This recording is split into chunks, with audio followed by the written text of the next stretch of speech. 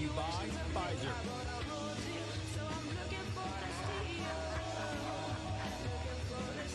In this video, you're going to see the future.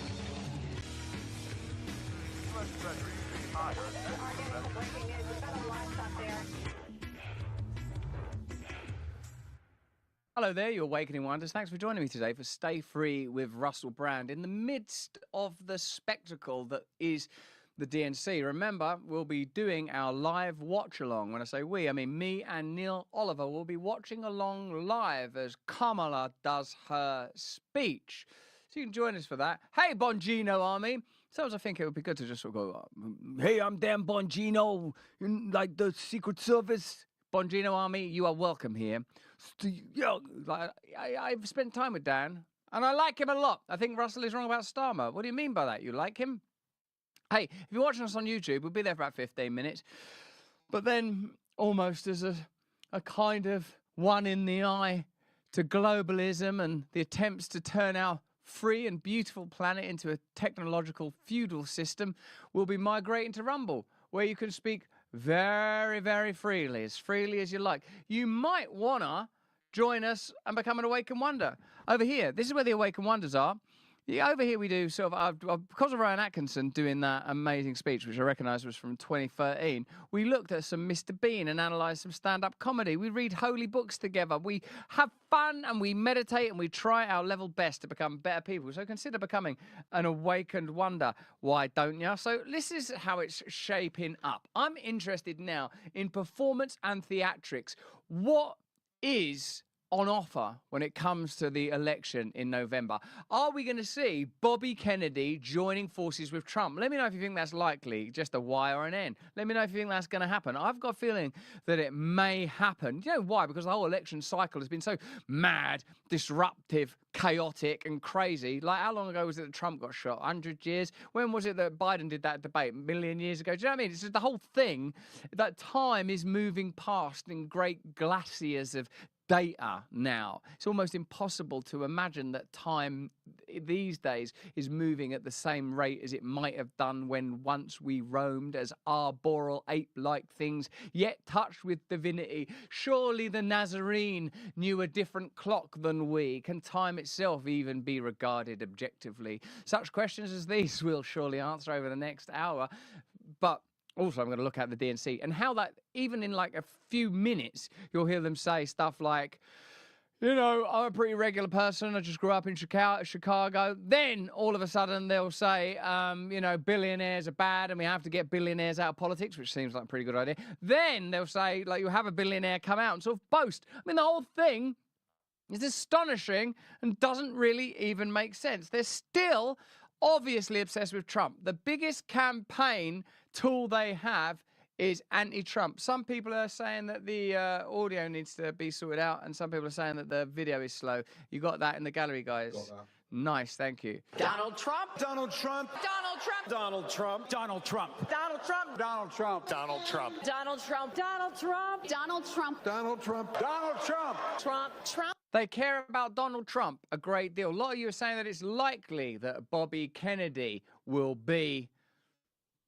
emerge into a collaboration with Trump. What happened to the hardline Trump supporters? Well, they'll be okay because I suppose the sense will be that he's being absorbed. Or what about hardline Bobby Kennedy supporters who might feel adversarial towards Trump? All of this conversation is happening as a result of Nicole Shanahan, his run-in mate, going on a few shows and talking about it. We'll be looking at that. We'll be looking at Trump's interview with Theo Von. We'll be looking at Peter Thiel and his appearance on Joe Rogan. All of that will be after the first 15 minutes, where we'll just be chatting about stuff that went on at the DNC. The DNC is the place to be. Matt Walsh is there.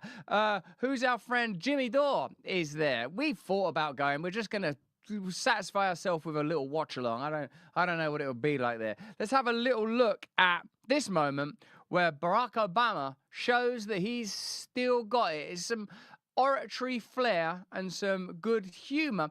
Although what you have to recognize is a lot of the time when Trump is being condemned, he's being condemned from the perspective often of his vulgarity. Don't you think? Like, people think he's vulgar. He's said very vulgar things. And people sort of seem to think that he's an inappropriate figure. Note yet still the absence of real policy. Note yet still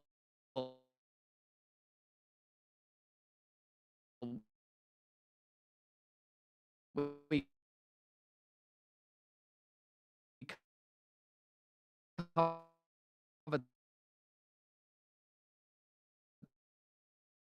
this yesterday.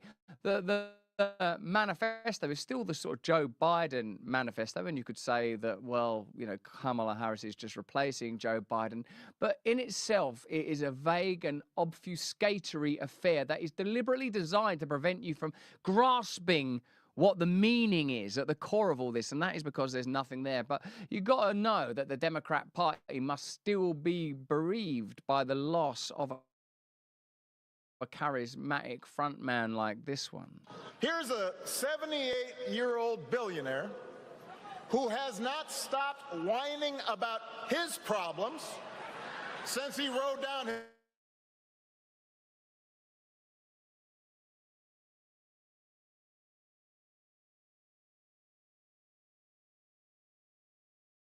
his golden escalator 9 years ago. It has been a constant stream of gripes and... It's a tacit condemnation, and explicit, in fact, that Trump is a billionaire, solipsist, narcissist, complaining about only his personal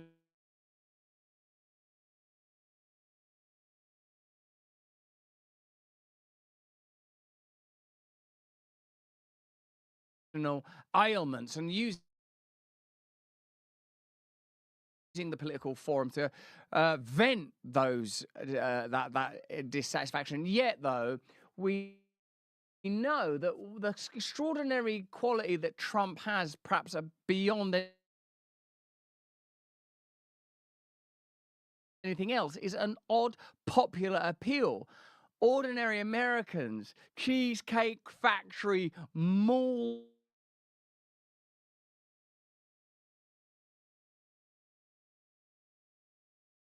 wandering Americans,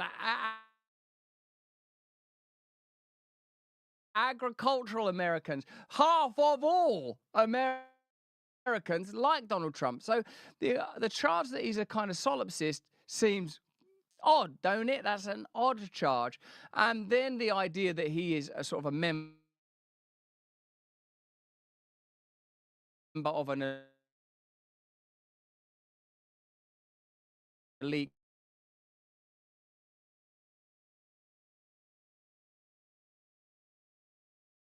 class, well, that's where it gets ridiculous, because the Democratic Party is the vehicle of elitism, not only in its financial structures, but also that it kind of creates stars. Barack Obama, I think, is the apotheosis of the politician as star phenomena. Well-groomed, brilliant communicator, slick, great performer, but now, of course, an extremely wealthy individual. No one should seek to gain the appeal and affection of ordinary people by claiming that Donald Trump, say, or anybody else ought to be condemned on the basis of their wealth. If, like Netflix entrepreneur Barack Obama, you are proper caked up, as we say in the UK, unless it's illegal now. Is slang illegal yet? grievances that's actually been getting worse now that he's afraid of losing to Kamala. There's the childish nicknames. The nicknames are pretty good. People like the nicknames. The crazy conspiracy theories. A lot of us like the conspiracy theories. This weird obsession with crowd sizes. That's a good joke, but the sort of condemnation of crowds and aesthetics, that is a sort of a bilateral attack, isn't it?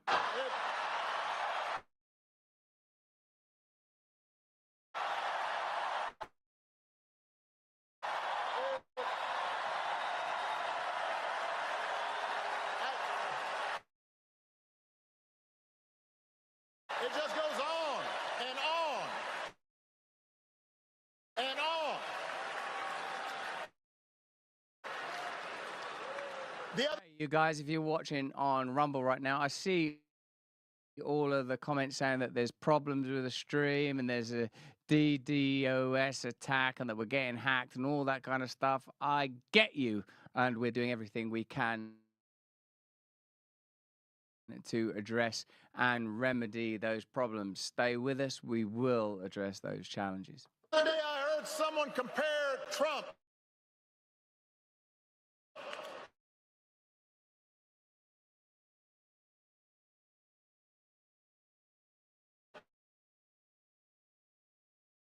to the neighbor who keeps running his leaf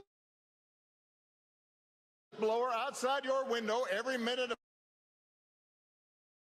every day.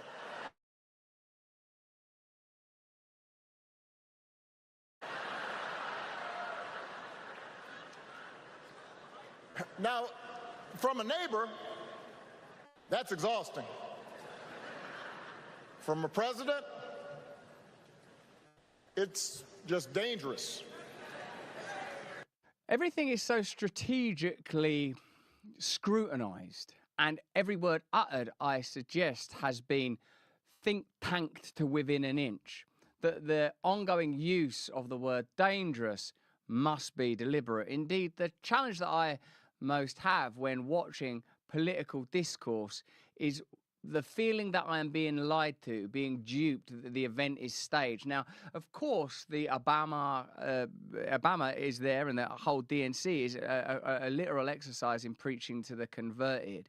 But you'll note over the course of our analysis that it's become more and more like an entertainment commodity with ideas ripped straight off from MTV. And I should know, I've been there, like politicians appearing in the crowd to give speeches. Now, so if Obama says stuff like he's dangerous, that's deliberate. If Bernie Sanders is allowed to come on the stage and say billionaires from both parties shouldn't be donating anymore, we have to get money out of politics, which, by the way, is exactly the sort of idea that could change the system, it probably wouldn't be enough. Surely at this point we recognize that it's the institutions and systems themselves that are in urgent need of a considerable and radical reckoning, a reckoning that they would not withstand. If 9/11 were given the scrutiny and analysis that it warranted, we would emerge with interesting conclusions. If the pandemic period was scrutinized and analyzed, just there's a few off the top of my head, natural immunity, efficacy of lockdowns, vulnerability of children versus the elderly, what conclusions would you emerge with? The profits of pharmaceutical companies, the censorship of the government, the collaboration between social media companies and the state, the censoring and smearing of vocal opponents. You would emerge with the inescapable conclusion that the institutions that you fund and support are entirely corrupted, and that the only sensible thing will be to walk away from them, to invest in parallel economies, likely through cryptocurrency, to resist at all costs centralized digital currencies, to demand independent media, to demand localized democracy.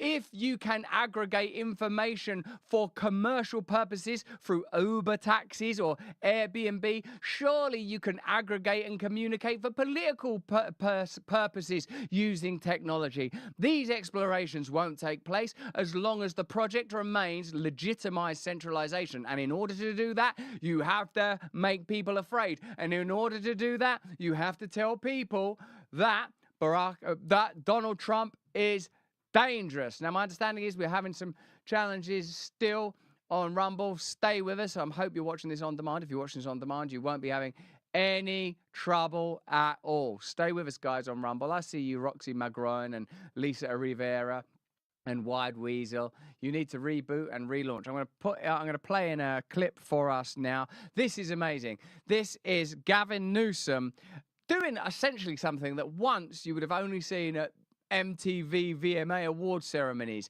a from the crowd piece. How much effort, analysis, scrutiny and care has gone into the selection of the crowd around him.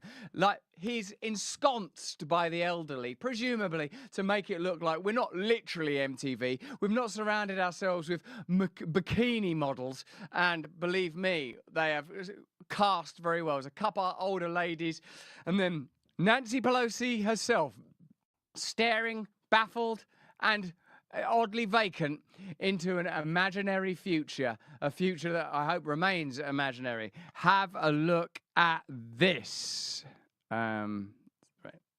My name's Governor Gavin Newsom. From the great state of Nancy Pelosi. I come from a state like our nation of dreamers, of doers, of entrepreneurs, of innovators that prides itself on being on the leading and cutting edge of new ideas. California is the most diverse state in the world's most diverse democracy. And we pride ourselves on our ability to live together and advance together and prosper together across every conceivable and imaginable difference. But the thing we pride ourselves most on is that we believe the future happens in California first.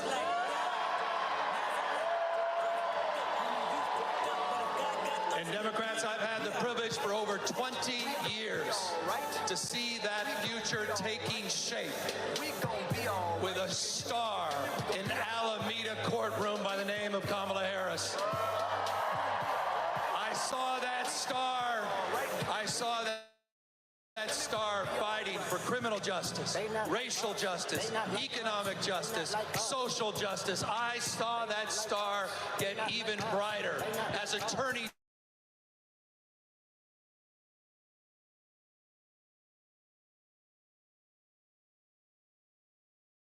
General of California, as a United States Senator, and as Vice President of the United States of America.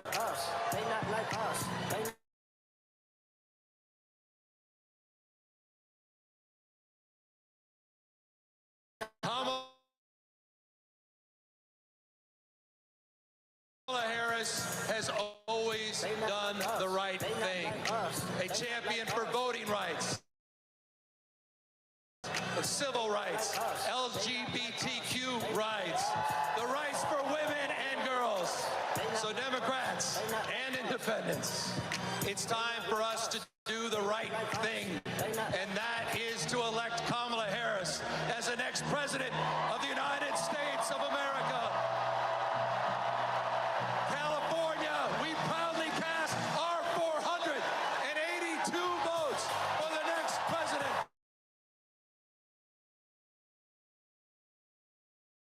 Kamala Harris.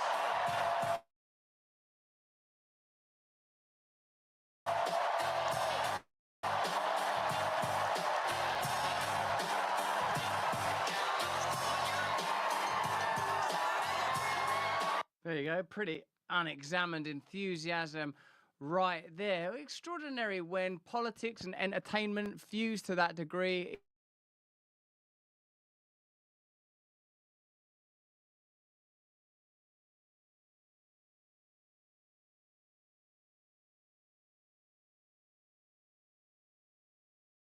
It's ridiculous, even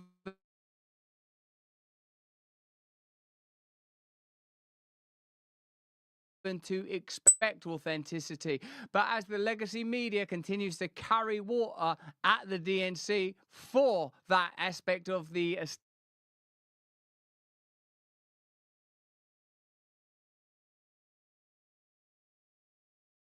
establishment, we're seeing more and more fascinating appearances and performances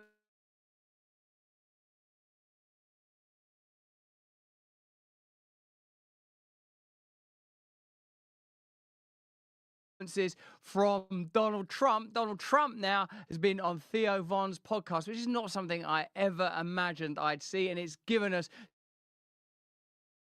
some incredible moments. Let's have a look, though, a rather sensitive part of the conversation where Theo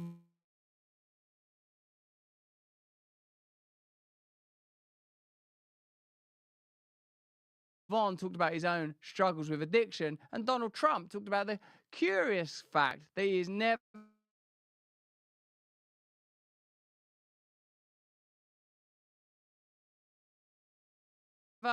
used alcohol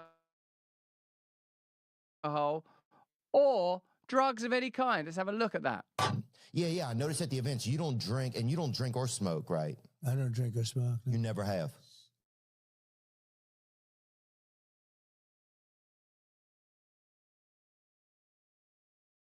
No, I never have. I had a great brother who taught me a lesson: don't drink, don't drink. And he said, don't smoke. He smoked and he drank, and he was a great guy. He was a handsome, very handsome guy. Is he older? He was older? Quite a bit older, yeah. And he had a problem with alcohol and smoke a lot. But, you know, I tell people,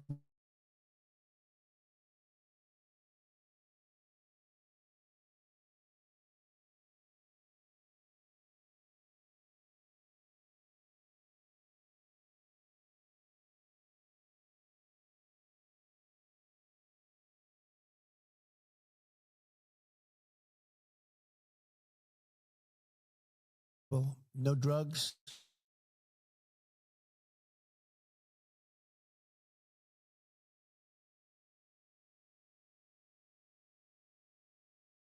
No drinking, no cigarettes. Yeah. I tell that to my kids all the time. I'd say no drugs, no drinking, no smoke. And It was tough. he'd always tell me, he'd say never. So he was, you know,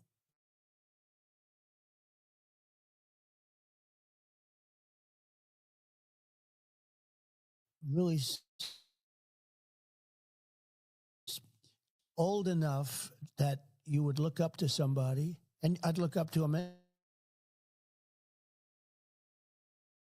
anyway. Did you but- admire him? Yeah, I admired a lot, so much about him. He had so much going. He had the look.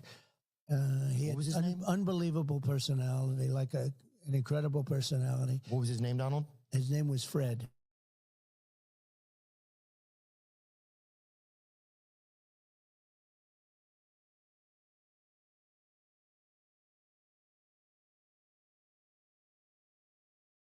Fred Trump.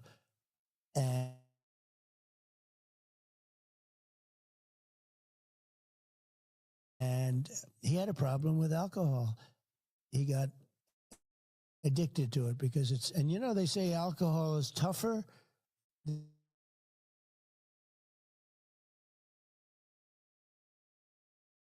than drugs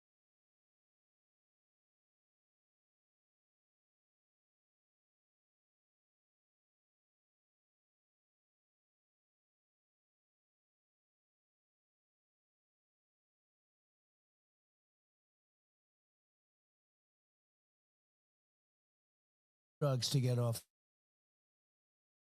of. I don't know.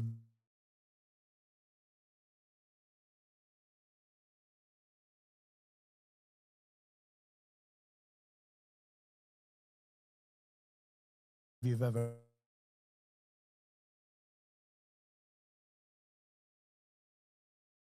heard that. Yeah, I'm in recovery, actually. I've been in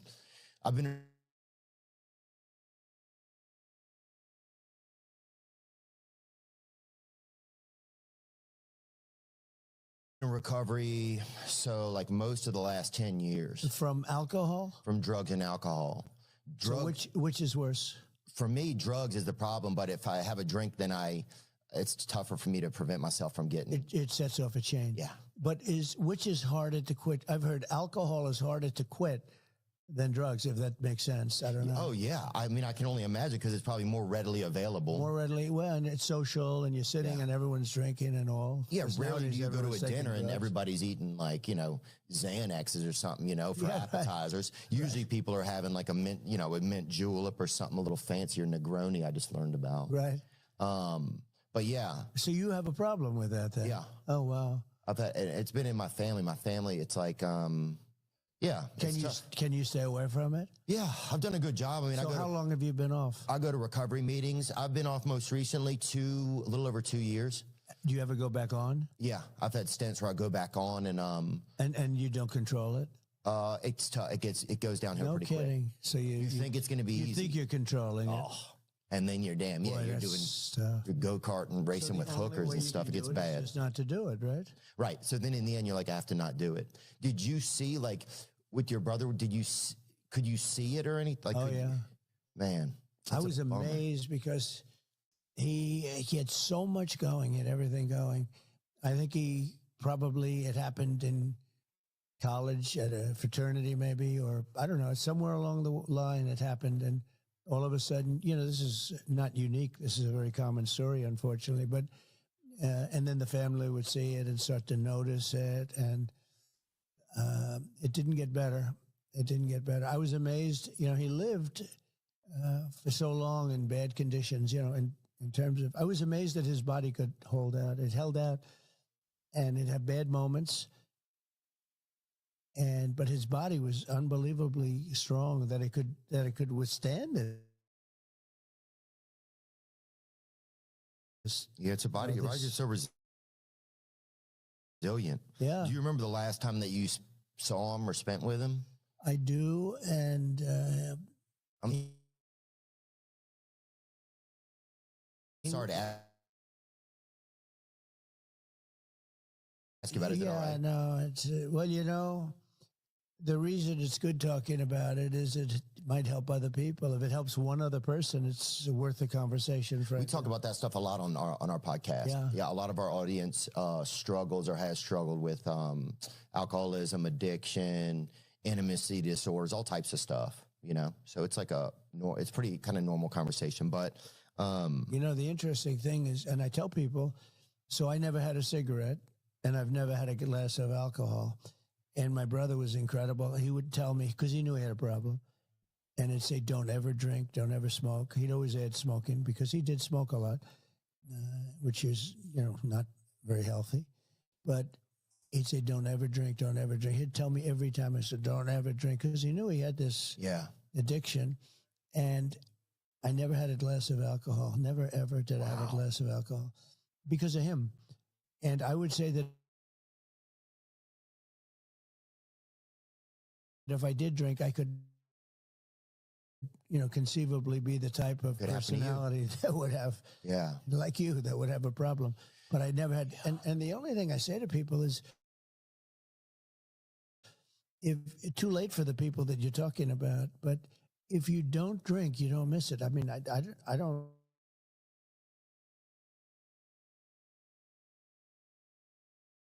even think about alcohol or it's not a part of your world. I don't think about cigarettes. I don't think about any of that.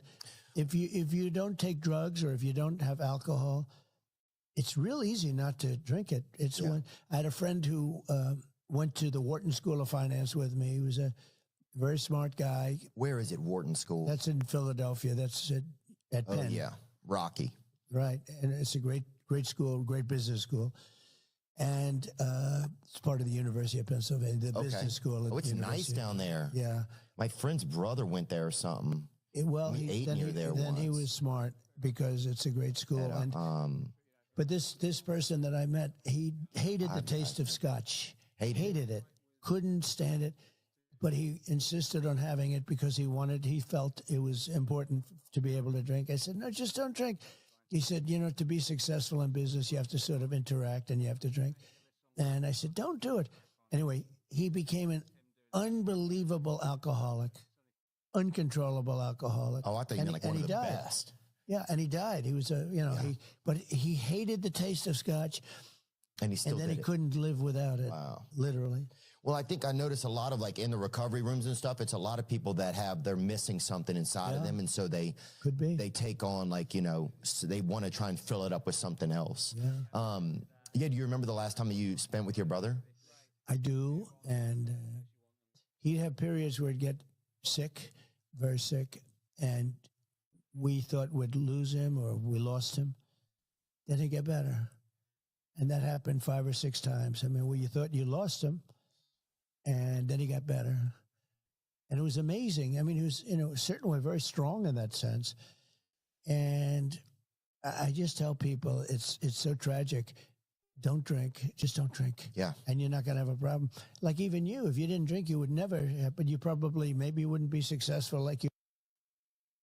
Suppose is a new side of Donald Trump, a softer, more open Donald Trump. But is that too a response to focus groups and scrutiny and analysis? Can we trust that anything is authentic? Because didn't many people mostly enjoy about Donald Trump his kind of unbridled quality, someone that will just call it how it is, say the unthinkable, think the unsayable, and ultimately say them things publicly and plainly. I reckon that what we're experiencing, I suppose, as we move closer and closer to the election is a refinement of messaging.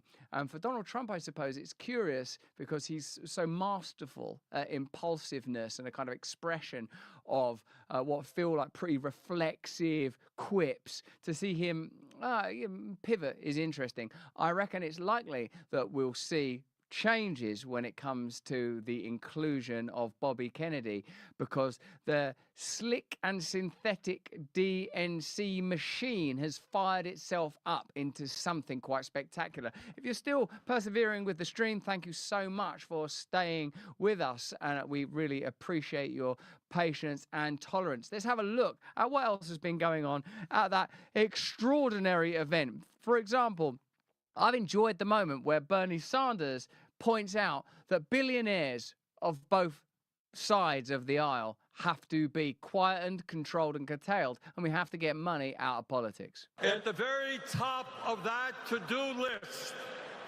is the need to get big money out of our political process.